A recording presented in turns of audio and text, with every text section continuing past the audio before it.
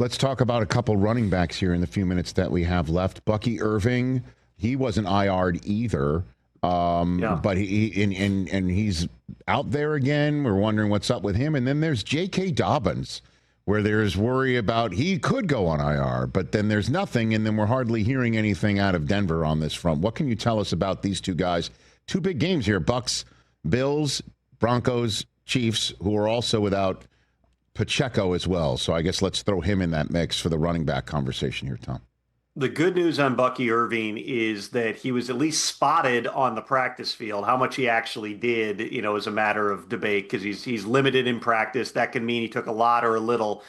He was back out there, but he's not going to play this week. So they're going to continue to roll on with Rachaad White and try to, put that thing together the way that they have. I mean, the Bucs have overcome so much this season. When you talk about the receivers being decimated, the offensive line being decimated, everybody forgets they haven't had their starting running back for the bulk of the season, yet they're still in control right now of the NFC South. With J.K. Dobbins, when he posted something that we can't exactly say some of the words on the show about the hip drop tackle, the way that he was injured in that game. What I was told was, this was a potentially significant foot injury. He was getting a second opinion. I know they've been going through a process this week. They've not yet made a roster move with J.K. Dobbins, but it certainly seems like it's going to be R.J. Harvey for at least the near term here in Denver. And then as for Kansas City, Isaiah Pacheco still not. I have not seen whether or not they've started practice reviews out there today. It's an MCL sprain. Those can be anywhere 2 to 4 weeks usually for the type of MCL that he's got. Seems like it's tracking toward being more Kareem Hunt this week, but they are optimistic that in the next week or two here, Isaiah Pacheco will be back in the running as well. All right. Tom Pelissero here on the Rich Eisen Show. Well, I mean, these hip drop time. I mean, Scatterbo too, man. What happens with this? There's no flags. Is there a fine? Because I know the league has really been hepped up about this issue, and rightfully so, because this is a significant danger that we could see. And I know we're protecting quarterbacks, but this is significant, and Giants fans are pissed. Broncos fans are pissed.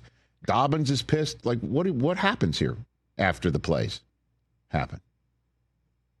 Well, here's the thing. The bar is really high on what is a hip drop tackle, and it needs to meet all the different criteria in terms of the grasp, it's like the a dropping catch. of weight, We could and the see landing what on it the is. feet. We could see it. But here's what I'm telling you, though, Rich.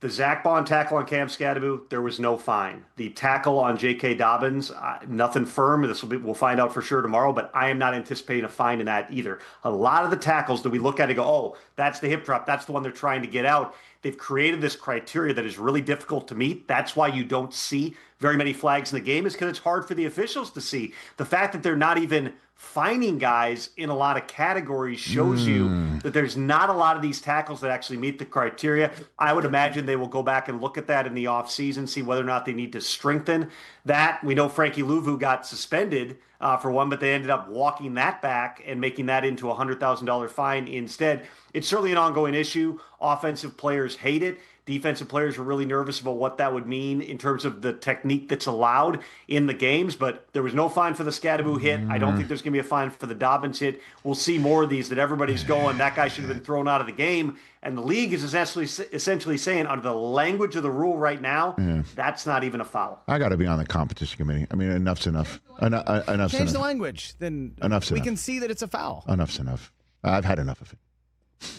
I've got more issues with the catch rule at this point. Some of the plays we're seeing overturned in terms of, there's very minute things now where it's, did the ball move and what does that constitute with 4K I know HD we're getting back into that world where I thought they fixed the catch rule, and I still think so. Hey, you made it all the way to the end. Thanks for that. Check us out every single day streaming live on Disney Plus and the ESPN app 12 to 3 Eastern.